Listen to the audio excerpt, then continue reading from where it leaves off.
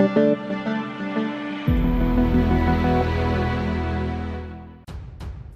to hard reset Vivo X100 Pro. Step 1.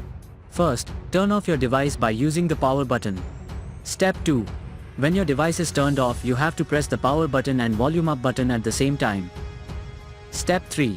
After a while, fast boot mode should appear on your screen. Use volume up to navigate and the power button to select.